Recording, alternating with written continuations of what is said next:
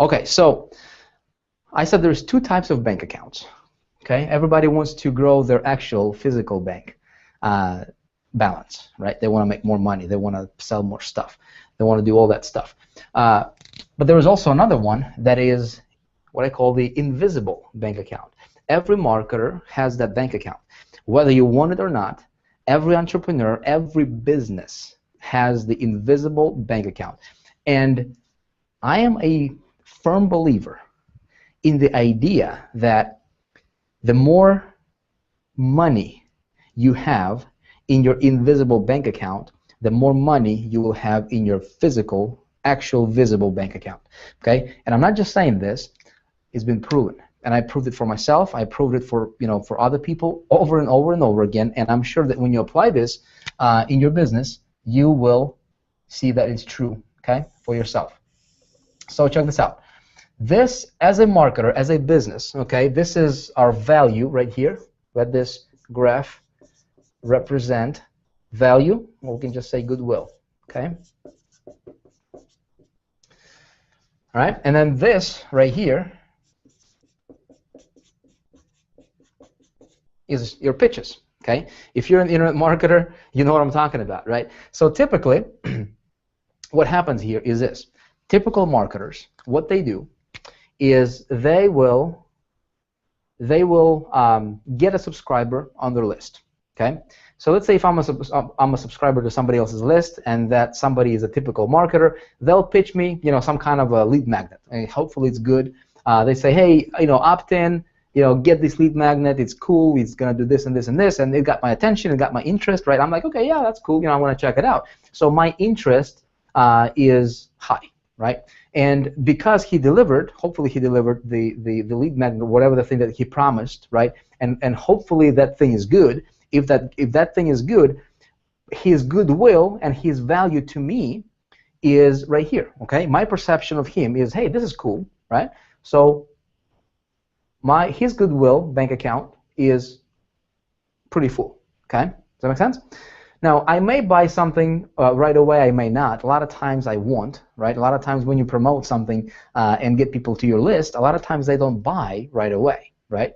And that's okay, that's how things work, okay? That's how that's how it is for everybody, okay? Only about 2% on average, this is industry average, of people who are going to actually buy something from you right away. Okay, that's why that cultivation of the list is so important. But see, what happens is typical marketers, they will pitch something, okay, a free offer over here. The goodwill is high, and then the next day, they'll pitch something again, and it's this is the number of pitches they'll send out. Okay, that represent your pitches right here. So he's going to say, hey, buy this thing right here, right? And there is no value. He's just pitching. So his goodwill bank account right here, okay, gets lowered a little bit, okay? And so as time goes by, usually marketers, if you get on somebody else's list, you will see this, right? They'll send you the free thing, and then for the first week they'll hammer you like almost every day with offers, right? And then they'll send you an email like every other day or so, with just pitches, just pitching you, hey, buy this thing, buy this thing, buy this thing, and so their goodwill bank account goes like this, okay? And eventually, it just plummets and it goes down to zero. So when his email open rate, if that was a brand new subscriber to his list, right? Maybe his email open rate right here was, 30%, 40%, right? By the time, he is like a month into it, his subscriber, or a lot of times he's actually less than that, right?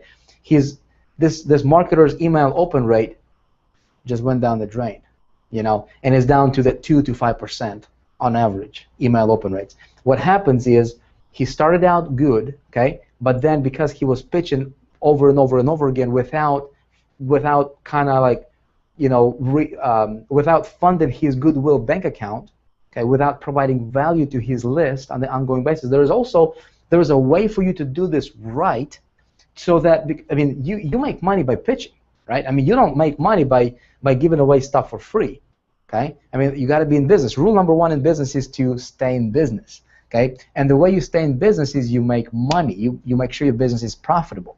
Okay, so I'm not saying not to pitch at all, but there is a way for you to pitch while simultaneously raising your goodwill bank account.